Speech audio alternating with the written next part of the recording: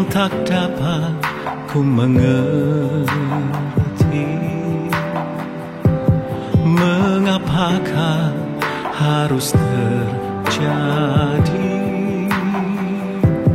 di dalam kehidupan ini?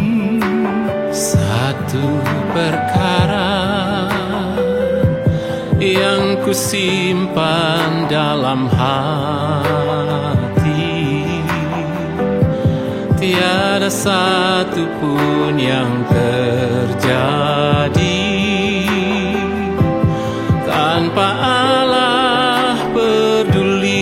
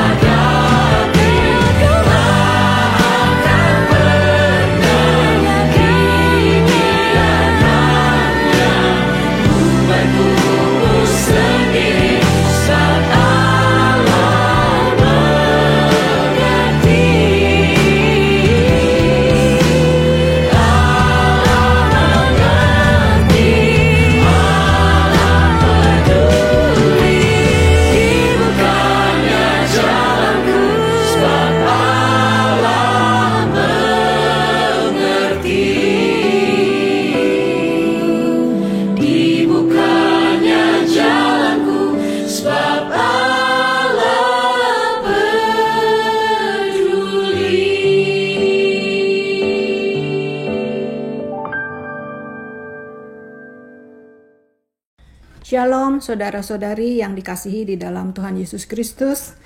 Apa kabar saudara semua? Saya berharap kita semua ada di dalam keadaan sehat. Saudara, kita pada hari ini akan membahas tentang ketidakmampuan kita sebagai manusia dibandingkan dengan kemahakuasaan Allah.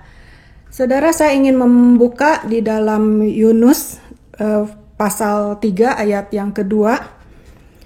Ketika saudara mendengar kata Yunus, apa yang ada di dalam pikiran saudara? Ikan, ya betul. Kemudian 3 hari 3 malam. Tapi sebenarnya apa yang terjadi sesudah Yunus dimakan ikan? Kita mau lihat ya saudara di dalam Yunus 3 ayat 2, atau saya bacakan dulu di dalam Yunus 1 ayat 1 dan 2. Datanglah firman Tuhan kepada Yunus bin Amittai, demikian.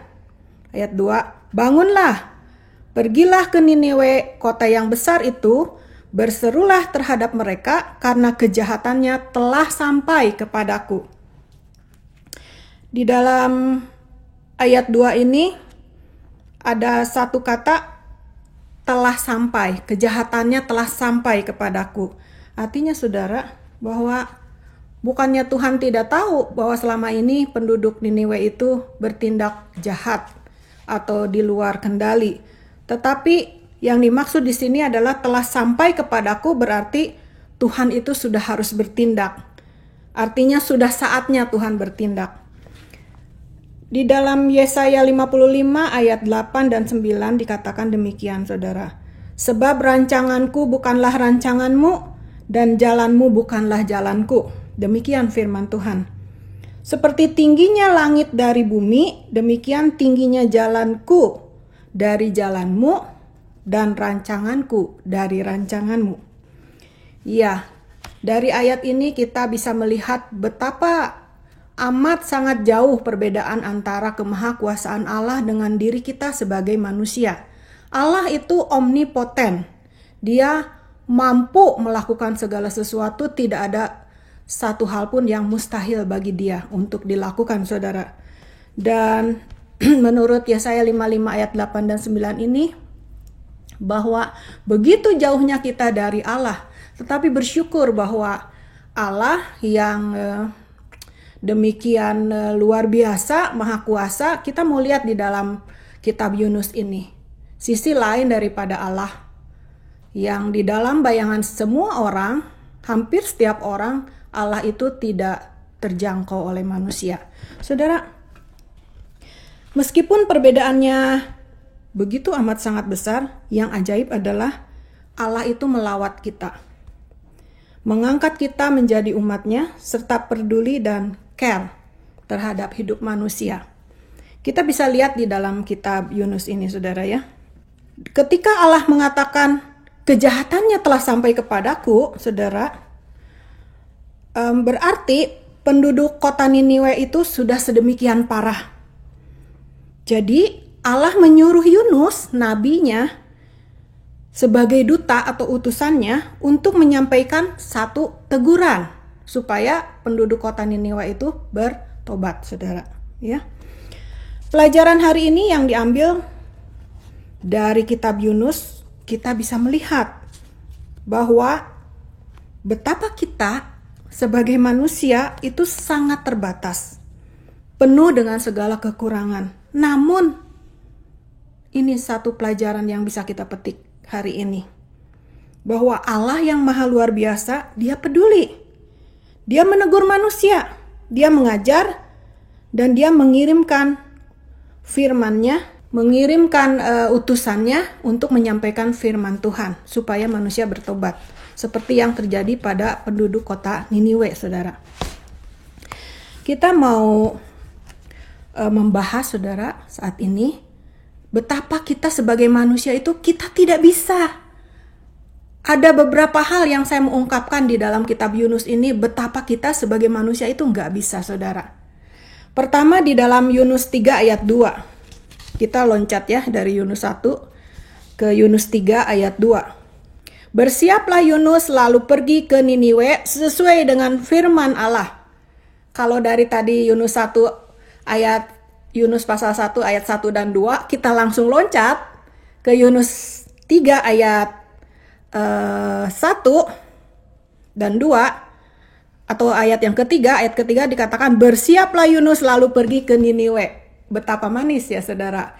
Begitu Tuhan menyuruh Yunus pergi ke Niniwe, ini kita cut, Yunus pergi ke Niniwe. Tapi bukan itu yang terjadi, saudara. Pasal 3 ayat 2 itu adalah setelah Yunus mengalami berbagai hal. Yunus 1 ayat 3, demikian ini potongannya yang saya angkat tadi. Tetapi Yunus bersiap untuk melarikan diri ke Tarsis, jauh dari hadapan Tuhan. Ia pergi ke Yafo. Yafo itu kota pelabuhan, saudara. Dan mendapat di sana sebuah kapal yang akan berangkat ke Tarsis. Ia membayar biaya perjalanannya, beli tiket, lalu naik kapal itu, terus berlayar ke Tarsis, saudara. Jadi di sini kita sambungkan Yunus 1 pasal 3 dengan Yunus 3 ayat 3. Bersiaplah Yunus lalu pergi ke Niniwe, itu sebenarnya Yunus itu berontak, saudara. Di dalam Yunus 1 tentu saudara tahu ceritanya ya, kemudian keadaan di dalam kapal itu selama perjalanan itu berlayar itu begitu tidak terkendali.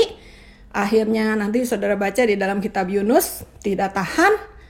Kemudian ketahuanlah bahwa ada satu orang yang melawan perintah Allah, yaitu Yunus. Lalu Yunus bilang, sok ceburkan saya ke dalam laut, saudara. Jadi dari pasal 3 ayat 2 ini kita bisa ambil satu poin, bahwa satu, kita tidak bisa lari dari tugas panggilan kita, saudara.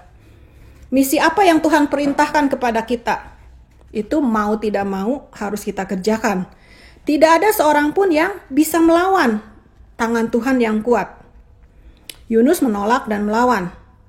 Disuruh ke Niniwe, lari ke Tarsis. Nah, nanti saudara bisa lihat jaraknya ya.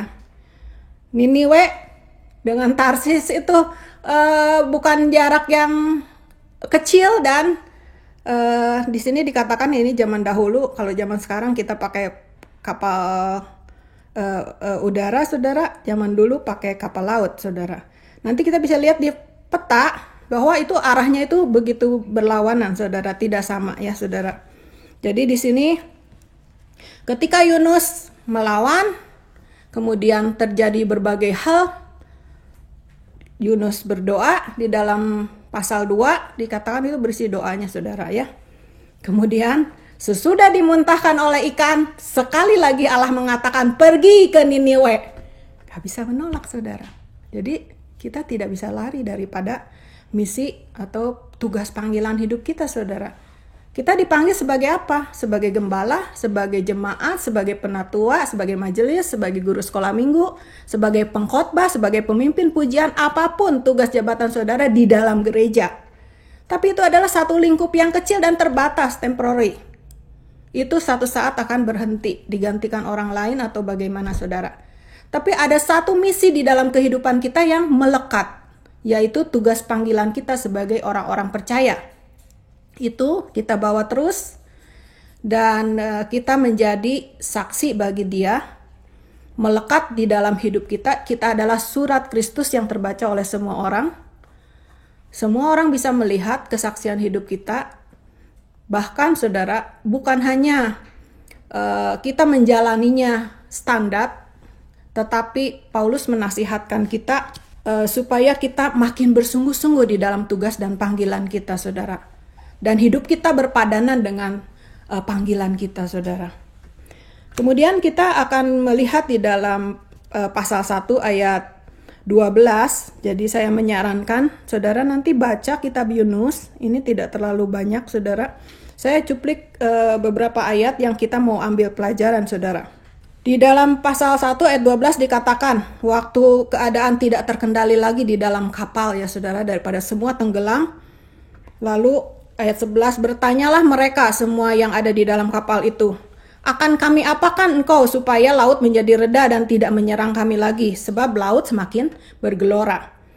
Ayat 12, sahut Yunus kepada mereka, angkatlah aku, campakkanlah aku ke dalam laut, maka laut akan menjadi reda dan tidak menyerang kamu lagi. Dan ini benar, saudara ya. Lalu kemudian ya kita melihatnya ini sebagai satu cerita, karena mari kita imajinasikan di dalam pikiran kita. Sebenarnya waktu Yunus mengatakan demikian, apakah dia tidak tahu resikonya kalau diceburkan ke dalam laut tanpa pertolongan? Berapa lama dia bisa bertahan di dalam laut? Tentu akibatnya adalah dia mati, saudara. Berarti dengan demikian Yunus menyadari kesalahannya dan dia bilang, ya udah saya mati aja, nggak apa-apa, asal yang lain selamat. Laut tidak lagi bergelora, saudara. Ya, di sini saudara kita melihat di dalam Mazmur 139 ayat 7 sampai 9. Saya bacakan ya saudara ya. Kemana aku dapat pergi menjauhi rohmu?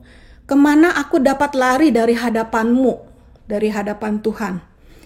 Ini pemazmur mengatakan demikian ya. Ayat 8. Jika aku mendaki ke langit, engkau di sana. Jika aku menaruh tempat tidurku di dunia orang mati, di situ pun engkau. Ayat 9, jika aku terbang dengan sayap fajar dan membuat kediaman di ujung laut, ini seandainya di ujung laut, di situ pun engkau. Tidak ada satu tempat pun yang kita bisa lari dari hadapan Allah, saudara. Allah itu omnipresent. Dia tidak seperti kita yang wujud materi membutuhkan ruang, saudara. Allah adalah roh. Dia bisa ada di mana saja, saudara. Dunia materi itu Allah yang ciptakan, saudara. Dan Allah tidak membutuhkan dunia materi, saudara. Dia bisa ada di mana saja. Jadi kita tidak bisa menyembunyikan diri. Mau kemana? Waktu Yunus mengatakan, ceburkan aku ke dalam laut dengan resiko dia mati, Yunus tidak bisa melarikan diri. Karena pemazmur bilang, di ujung laut atau di dunia orang mati, di situ pun engkau. Kemana kita bisa melarikan diri? Ketika kita menghadapi masalah, Yunus menghadapi masalah dengan kapal di dalam kondisi yang laut yang bergelora, saudara. Di dalam kehidupan kita tidak bisa mengatakan ketika kita menghadapi masalah yang besar, saya ingin lari dari kenyataan. Saya ingin mengakhiri hidup saya supaya masalah saya selesai. Tapi itu bukan penyelesaiannya, saudara. Saudara tidak bisa melarikan diri dari hadapan Allah. Kemana saudara bisa lari? Tidak ada satu tempat pun yang kita bisa bersembunyi. Saudara, kita mau lanjutkan ya. Yang ketiga, saudara ya. Di dalam Yunus 2, saya loncat-loncat ya saudara. Nanti lebih baik kalau saudara mengetahui dengan jelas ceritanya, jadi saudara bisa baca sendiri ya. Pasal 2 ayat 9. Tetapi aku dengan ucapan syukur akan kupersembahkan korban kepadamu. Apa yang kunajarkan akan kubuat. Sekarang Yunus udah surrender, udah mengaku. Dan dikatakan keselamatan adalah dari Tuhan. Sekarang dia sudah menyerah. Iya, itu yang harus kita lakukan, saudara. Tidak bisa melawan kemahakuasaan Allah, saudara. Apa yang Tuhan suruh, itu yang kita buat, saudara. Dan pasal 2 ini berisi doa-doa Yunus. Yunus berdoa di dalam mana? Di mana? Yunus berdoa di mana? Di kamar? Di gereja? Bukan, di dalam perut ikan. Nah, saya sampai sekarang tidak bisa membayangkan tuh. Dia ada di dalam perut ikan. Sudah pernah beli ikan terus potong bagi 2? Apa yang ada di dalamnya? Ibu-ibu tahu. Kotor, jijik, bau, lengket. Semua kelihatannya kotoran, ya. Jadi ikan kita belah itu kita buang, saudara, baru cuci kan. Nah, Yunus itu ada di dalam perut ikan. Betapa saya membayangkan dia ada di dalam satu cover cairan yang lengket, saudara, di dalam perut ikan. Nah, sekarang kita pakai masker ya, kemana-mana pakai masker, begitu sesak napas kita, saudara. Sekarang kita bayangkan, Yunus itu ada di dalam perut ikan dengan kondisi yang lengket, thick, cairan. Tentu keadaannya sangat tidak enak, saudara. Ini sebagai satu ilustrasi, saudara. Ketika kita menghadapi permasalahan yang kita rasanya udah gak enak banget, udah gak betah, saudara. Yang harus kita lakukan adalah seperti yang Yunus lakukan, yaitu berdoa. Ada begitu banyak hal kita sebagai manusia kita tidak bisa, saudara. Tidak bisa mengubah keadaan. Tidak bisa mengubah orang lain, pasangan kita, anak-anak kita. Ada banyak hal yang di luar kendali kita di luar sana. Ketika keadaan sudah tidak tertahankan, seperti yang dialami Yunus, maka baiklah kita berdoa, saudara. Dan di dalam ayat 9 ini ditutup dengan satu kalimat yang menarik. Yunus mengatakan, masih di dalam perut ikan, saudara, belum keluar. Dia mengatakan, dia mengakui, apa yang kunazarkan akan kubayar. Sekarang dia tidak akan lari lagi dari tugas panggilan dia. Lalu dia tutup dengan satu kata, keselamatan adalah dari Tuhan. Jadi poin yang ketiga, saudara, kita bisa belajar saat ini adalah kita tidak bisa memungkiri bahwa keselamatan itu adalah dari Tuhan. Menarik bahwa setelah Yunus berdoa, dia menutup dengan kalimat keselamatan adalah dari Tuhan. Ayat 10 mengatakan, lalu berfirmanlah Tuhan kepada ikan itu, dan ikan itu pun memuntahkan Yunus ke darat, saudara. Jadi ada satu yang implisit di sini, ada satu iman, ada satu belief in God, bahwa keselamatan itu adalah dari Tuhan. Kemudian itulah yang terjadi. Tuhan menyelamatkan Yunus keluar dari perut ikan, langsung dimuntahkan ke darat, bukan ke laut, ke darat. Lalu Yunus pun selamat, saudara. Ya, kita pun demikian. Kita diselamatkan karena iman. Karena tidak ada satupun yang kita bisa kerjakan. Bayangkan keadaan kita itu seperti Yunus di perut ikan, saudara. Ketika kita terlilit dengan segala kesalahan kita, segala dosa kita, tidak ada yang bisa kita lakukan. Selain kita memiliki iman bahwa Allah adalah sumber keselamatan kita, bahwa Yesus adalah juru selamat kita. Ketika itulah kita selamat, saudara. Ya. Kita lanjutkan di dalam ayat 1, pasal 1 ayat 17. Maka atas penentuan Tuhan datanglah seekor ikan besar. Nggak tahu ikannya apa. Nggak tahu paus. Bukan Paulus ya. Nggak tahu paus, nggak tahu ikan apa, nggak disebutin. Pokoknya ikannya besar sampai bisa menelan manusia. Ya. Dan Yunus tinggal di dalam perut ikan itu 3 hari 3 malam. Rasanya, saudara, aneh nggak orang bisa hidup di dalam perut ikan 3 hari 3 malam? Sulit ya untuk mengerti ya. Gak makan, gak minum, gak ngapa-ngapain. Di dalam udara yang gak bisa dikatakan pengap lagi. Saya gak mengerti bagaimana caranya Yunus bisa bernafas di dalam perut ikan yang, bayangkan di dalam ikan ada apa, saudara? Nah, itu satu hal yang rasanya ya memang hanya terjadi pada Yunus. Saudara mungkin mengatakan, itu kan hanya terjadi pada Yunus. Ya, saya mau kasih satu kesaksian, saudara. Tahun 2011, saya mendapatkan serangan jantung. Kemudian dibawa oleh anak saya dengan mobil. Bersyukur saat itu anak saya yang besar sudah bisa nyetir mobil. Dibawa, digotong dengan anak saya satu lagi, digotong, dibawa ke Hasan Sadikin, saudara. Ketika orang mendapatkan serangan jantung, maka tindakan itu harus cepat, saudara. Hitungannya itu sekian jam begitu. Kenapa? Karena kalau dibiarkan, si otot jantung itu akan rusak. Si otot jantungnya akan rusak. Tetapi kemudian setelah saya dibawa ke Hasan Sadikin, dokternya adalah dokter jaganya adalah belum jadi dokter, seperti koas atau apa begitu. Lalu saya dibiarkan, kemudian waktu itu suami saya ada di India dan tidak ada satu orang pun yang bisa mengambil keputusan harus tindakan apa yang dibuat. Sebenarnya dokter sudah bilang harus dioperasi langsung, tetapi tidak ada yang bisa buat karena suami saya ada di India, jauh. Kemudian sesudah pulang pun keesokan harinya suami tetap tidak bisa ambil tindakan, bingung mau diapakan.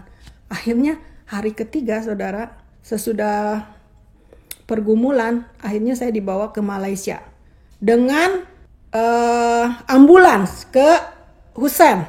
Dari Husain kemudian diangkat pakai kursi roda, saudara. Diangkat pakai alat untuk naik ke pesawat. Kemudian di pesawat duduk seperti orang sehat, saudara. Sampai di bandara di Malai pakai ambulan lagi, saudara. Turun lagi dari pesawat pakai kursi roda, langsung masuk ambulan, langsung ke rumah sakit. Jadi saya dioperasi 3 hari kemudian. Jadi saudara tidak bisa mengatakan itu hanya terjadi pada Yunus. Saya kesaksiannya bahwa apa yang ajaib, yang manusia nggak sanggup pikirkan, Allah bisa buat, saudara. Dan puji Tuhan, sampai sekarang kondisi jantung saya itu mirip, sudah sama seperti jantung orang sehat, saudara. Tidak ada luka pada otot jantung saya, saudara. Jadi saudara, yang keempat sebenarnya yang saya mau katakan adalah kita itu tidak bisa melawan rencana Tuhan. Yunus lari sedemikian rupa, tetapi kemudian dia dimakan ikan, saudara. Dimakan ikan tidak mati, masih tetap hidup 3 hari di dalam perut ikan. Jadi Tuhan punya semua cara dan kuasa di dalam kehidupan kita. Dan kita tidak bisa merencanakan. Kita boleh berencana maksud saya. Tetapi yang akhirnya akan terjadi di dalam kehidupan kita adalah apa yang Tuhan gariskan di dalam kehidupan kita. Saudara, jadi tadi kita juga sudah baca kan di dalam Yesaya 55. Rancanganku bukan rancanganmu. Kamu boleh berencana. Man propose, God dispose. Kita bisa merencanakan. Tetapi yang terjadi di dalam kehidupan kita adalah rencana Tuhan. Ketika kita mengatakan rencana Tuhan, itu jangan berpikiran seperti rencana yang dibuat oleh manusia. Sebab Allah itu adalah satu pribadi yang absolut, Tuhan. Tuhan tidak pernah gagal, saudara. Tidak ada satupun di dalam rancangan Tuhan yang gagal, sebab Dia memiliki segala kuasa, saudara. Dan yang terakhir, saudara, ini yang menurut saya paling menarik dari Yunus ini, saudara, ya, yang kita mau lihat di dalam pasal terakhir, pasal 4, hanya 4 pasal, ya. Pasal 4 ayat 10 ini. Lalu Allah berfirman, engkau sayang kepada pohon jarak itu, yang untuknya sedikit pun engkau tidak berjerih payah, dan yang tidak engkau tumbuhkan, yang tumbuh dalam 1 malam dan binasa dalam 1 malam pula. Kalau saudara tahu ceritanya, ini terjadi ya, pohon ini sesudah Yunus dipres. Kenapa? Ini Yunus ini memang lucu ya. Waktu dia mengatakan, dia yang kedua itu di dalam pasal 3 ayat 2, dia kan pergi kan akhirnya kan. Gak bisa melawan Tuhan. Waktu Tuhan bilang, kamu pergi. Gak mau, tetap aja kan Tuhan bilang lagi, udah keluar dari perut ikan, kamu pergi. Akhirnya Yunus pergi kan. Dan amazingnya adalah penduduk kota Niniwe bertobat. Tapi Yunus tuh justru merasa, ngapain Tuhan suruh. Toh pada akhirnya juga penduduk Niniwe nggak kenapa-napa begitu, saudara. Terus keadaan panas, dalam keadaan depresi si Yunus ini, tiba-tiba ada pohon tumbuh, saudara. Pohonnya bukan tumbuh sendiri, itu adalah perbuatan Tuhan. Ayat 6. Lalu atas penentuan Tuhan Allah tumbuhlah sebatang pohon jarak melampaui kepala Yunus untuk menaunginya, agar ia terhibur daripada kekesalan hatinya. Yunus sangat bersuka cita karena pohon jarak itu. Ayat 7. Tetapi keesokan harinya ketika fajar menyingsing, atas penentuan Allah datanglah seekor ulat yang menggerek pohon arak itu sehingga layu. Ayat 8. Segera sesudah matahari terbit, maka atas penentuan Allah bertiuplah angin timur yang panas terik, sehingga sinar matahari menyakiti kepala Yunus. Lalu rebahlah ia lesu dan berharap supaya mati. Katanya, lebih baiklah aku mati daripada hidup. Ayat 9. Tetapi berfirmanlah Allah kepada Yunus, layakkah engkau marah karena pohon jarak itu? Jawab Yunus, selayaknya aku marah sampai mati. Yunus marah ya saudara. Iya. Apa yang menarik dari pasal 4 ini saudara? Kita mau kontemplasi saudara ya. Kelihatan di dalam ayat ini. Bentar. Ayat 11 saudara. Waktu Tuhan bilang kepada Yunus, ngapain kamu marah? Kamu kan nggak menumbuhkan pohon itu. Ayat 11 saudara. Mari kita pikirkan. Ini perkataan Allah. Bagaimana tidak aku akan sayang kepada Niniwe, kota yang besar itu, yang berpenduduk lebih dari 120.000 orang. Bentar, salah nggak ya? 120.000 orang cuma. Tapi Tuhan bilang, besar jumlah penduduknya 120.000. Saudara, saya lanjutkan ya. Yang semuanya tidak tahu membedakan tangan kanan dari tangan kiri. Akhirnya bodoh artinya. Saudara, dengan ternaknya yang banyak. Saudara pernah membayangkan Allah yang kita puja, apa yang ada di dalam kalimatnya saudara? Bahwa Allah itu dia sayang kepada manusia, sayang kepada kita. Satu kota besar ya, Niniwe, tapi penduduknya cuma 120.000 saudara. Kita dari sini bisa tahu saudara, apakah Allah sayang kepada Indonesia? Apakah Allah sayang kepada penduduk kota Bandung? Sayang saudara. 120.000 pun Allah sangat hargai saudara. Dan pohon itu Allah tumbuhkan supaya Yunus bisa lihat. Itu jiwa-jiwa yang berharga di Niniwe. Dia menumbuhkan pohon sampai Yunus suka mencintai pohon itu. Sayang kepada pohon itu. Hanya untuk kasih gambaran betapa Allah itu sangat menyayangi manusia saudara. Penduduk Indonesia tahun 2015 itu sekitar 135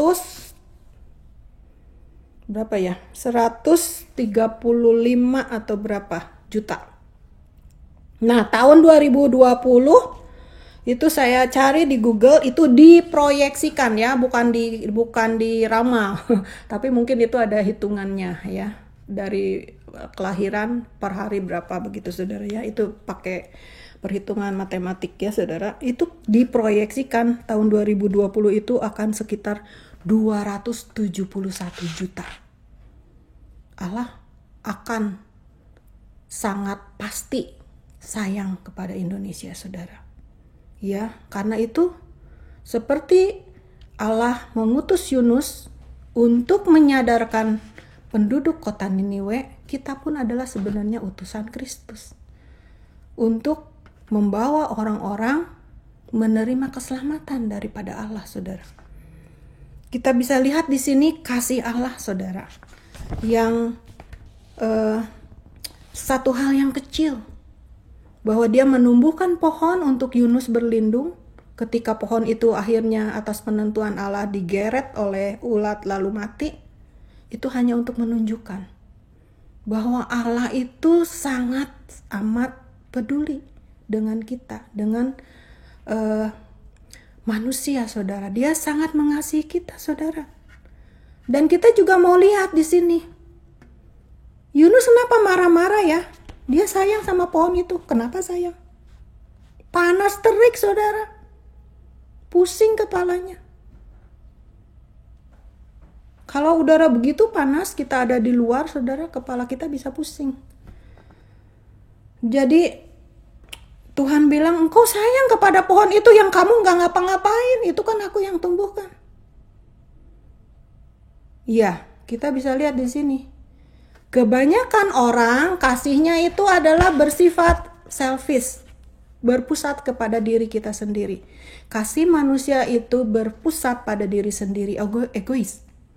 Tetapi kasih Allah itu adalah kasih yang unconditional. Tidak bersyarat, saudara. Ketika kita masih berdosa, Allah menyelamatkan kita. Apalagi sekarang kita sebagai anak-anak Tuhan. Betapa Allah mengasihi kita sebagai biji matanya, saudara. Ya, saudara mesti ingat hal ini. Ingat kepada apa yang terjadi pada Yunus, saudara. Dan kita mau belajar. Walaupun si pohon itu hanya tumbuh 1 hari untuk menaungi Yunus, dan itu dipakai untuk menyadarkan Yunus betapa Allah itu mengasihi penduduk kota Niniwe. Tetapi kita juga bisa belajar satu hal di sini. Melalui peristiwa itu, kita melihat bahwa Allah itu mengetahui kebutuhan kita, saudara. Kasihnya itu memberi. Kasih kita menuntut. Kasih kita kepada pasangan menuntut. Kamu harus begini. Tetapi kasih Allah itu memberi, saudara. Dia tidak memaksakan. Dia menunggu, saudara, dengan sabar. Ketika saudara mendengar Injil, dia tidak memaksakan. Dia menunggu sampai saudara membuka hati saudara. Sebab Allah itu bukan Allah yang diktator, saudara. Dia memberikan di dalam diri kita itu satu free will, saudara. Kita ini bukan robot yang bisa dipaksa. Tetapi Allah menghargai kemanusiaan kita. Dia menunggu dengan sabar. Di dalam Wahyu 3 ayat 20 dikatakan, aku berdiri di muka pintu hati kita, dan dia mengetuk, saudara. Dan digambarkan di dalam satu lukisan bahwa si pintu itu tidak ada handle dari luar. Artinya Tuhan menunggu kita membukakan pintu dari dalam, artinya dari diri kita, saudara. Dia tidak memaksa, saudara. Dia menunggu sampai kita betul-betul menyadari bahwa kita memerlukan dia. Bahwa hidup kita, segala yang kita miliki, semua apa yang ada di hadapan kita di dalam hidup kita adalah ada di dalam kendali Allah. Bukankah ini satu hal yang kita mesti bersyukur bahwa Allah dengan segala kemahakuasaannya begitu penuh pengertian dengan kita manusia, begitu gentle.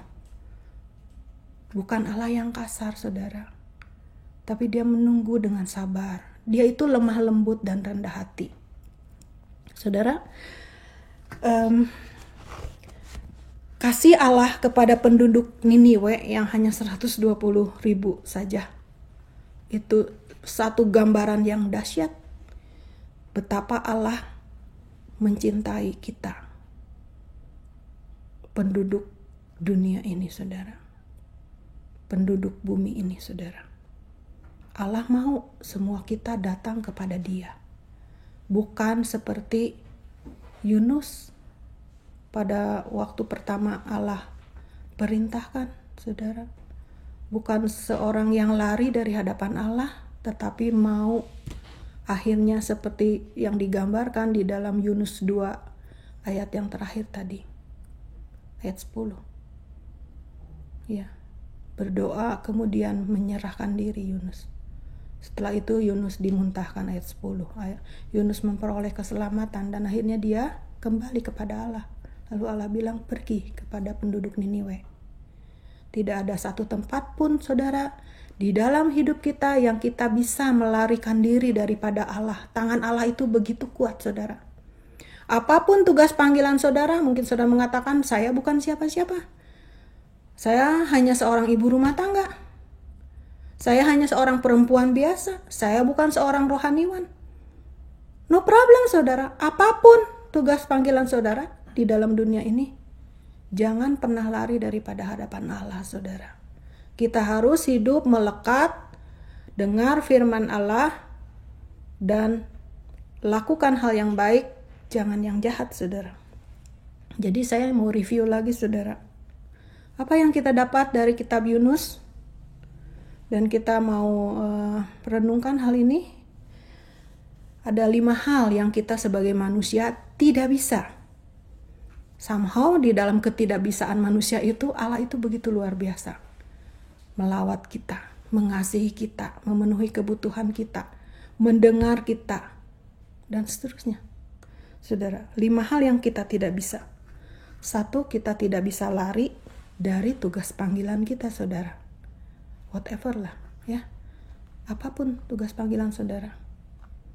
Sebagai seorang profesional, saudara, titel saudara adalah PDP, pengusaha dan pendeta, ya, atau pengusaha dan pemberita Injil, ya, saudara.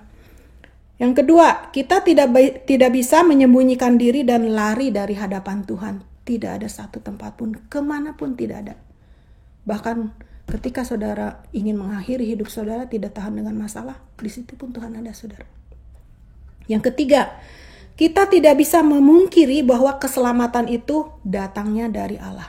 Tidak ada tempat lain, nama lain yang olehnya kita bisa selamat, saudara. Keselamatan hanya ada di dalam satu nama, di dalam Tuhan Yesus Kristus, saudara. Yang keempat, kita tidak bisa melawan rencana Tuhan.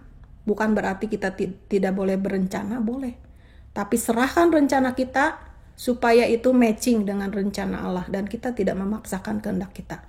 Yang terakhir, kita tidak bisa menyamai kasih Allah dengan kasih yang kita miliki. Dan kita patut bersyukur bahwa Allah itu begitu mengasihi kita. Kasih karunia Allah itu sangat besar di dalam kehidupan kita. Amin. Mari kita berdoa, saudara. Allah Bapa, kami mengucap syukur Tuhan, kami boleh belajar daripada Yunus. Tuhan, bukakan hati kami Tuhan, bukakan jiwa kami Tuhan. Bukakan pikiran kami ya Allah, supaya kami boleh melihat kebenaran firman Tuhan. Dan biarlah kami boleh bersandar kepada firman Allah di dalam kehidupan kami Tuhan, sampai Engkau panggil kami pulang. Terima kasih ya Allah. Saat ini kami ingin berdoa untuk gereja kami GGP Shalom Tuhan, untuk Bapak Gembala kami Pak Almon dan Ibu Sarah. Tuhan, kami menyerahkan kedua orang tua kami ini ke dalam tangan pertolongan Tuhan. Biarlah Engkau senantiasa memberikan kesehatan, kekuatan. Berdoa untuk setiap majelis, penatua, guru-guru sekolah minggu, para pelayan firman Tuhan, hamba-hamba Tuhan, para penginjil, tim pelayanan Shalom, semua majelis, komisi, seksi-seksi di dalam gereja kami Tuhan, semua kami menyerahkan ke dalam tangan Tuhan. Kami berdoa untuk setiap pekerja yang ada di dalam gereja kami Tuhan, bagian administrasi, bagian keamanan, bagian perpustakaan, apapun itu Tuhan, bagian kebersihan, kami menyerahkan mereka semua, biar mereka ada di dalam keadaan sehat dan diberkati Tuhan. Berdoa untuk pemerintahan kami Tuhan, kami belajar bahwa Engkau mengasihi kami manusia Tuhan. Indonesia dengan penduduk lebih dari 200 juta, kami percaya kasih Allah itu boleh melingkupi Indonesia. Tuhan menolong negara kami boleh keluar dari setiap krisis dan permasalahan. Tolong setiap tangan yang mengurus negara ini Engkau berkati Tuhan, dari yang tertinggi sampai yang terendah. Berikan hikmat, marifat, tanggung jawab, supaya mereka semua boleh mengerjakan tugasnya dengan sungguh-sungguh dan berhati-hati. Teristimewa di dalam masalah keadaan sekarang Tuhan, di mana pandemi COVID-19 belum bisa teratasi Tuhan. Kau menolong ya Bapak. Kami berdoa secara khusus untuk negara kami. Tuhan campur tangan supaya masalah ini boleh cepat selesai Tuhan, dan kami boleh beraktivitas secara normal. Tolong setiap anggota petugas kesehatan medis yang bertugas di rumah sakit atau di tempat-tempat lain, dokter, perawat, semuanya Tuhan, tenaga kesehatan, bagian radiologi, bagian laboratorium, semua kami menyerahkan Tuhan. Tolong supaya tidak ada lagi dokter-dokter yang terinfeksi Tuhan, atau petugas kesehatan lain. Mari ya Bapa, manusia penuh dengan segala keterbatasan, tetapi tangan Tuhan kami sudah melihat di dalam firman Tuhan hari ini. Bagi Engkau Tuhan, tidak ada hal yang mustahil, dan Engkau Allah yang luar biasa mengasihi kami. Tidak ada hal yang terlalu sepele Tuhan untuk Engkau boleh turut campur tangan di dalam kehidupan kami. Biarlah Engkau menolong kami Tuhan, juga untuk setiap negara yang terinfeksi Tuhan, yang penduduknya terinfeksi. Tuhan juga menolong seperti Engkau menolong Indonesia. Terima kasih Allah, terima kasih. Kami menyerahkan hidup kami Tuhan. Ini kami Tuhan, kami mau senantiasa belajar daripada firman Tuhan, supaya kami tahu apa yang menyenangkan hati Engkau, apa yang berkenan kepada Engkau, untuk kami boleh laksanakan di dalam kehidupan kami. Kami mengucap syukur untuk setiap berkat Tuhan, untuk kesehatan. Kalaupun sekarang ada yang sakit Tuhan, kami berdoa, biarlah Engkau menyembuhkan mereka Tuhan. Mereka yang lesu, mereka yang letih, biarlah mereka boleh datang dan Engkau menguatkan mereka Tuhan. Mereka yang ada di dalam kekurangan, biarlah Tuhan mencukupkan setiap kebutuhan mereka. Engkau Allah yang mencukupi kebutuhan kami Tuhan. Terima kasih Allah, terima kasih. Kami menyerahkan setiap doa dan permohonan kami, serta ucapan syukur kami Tuhan, hanya di dalam satu nama, Tuhan Yesus Kristus. Haleluya. Amin.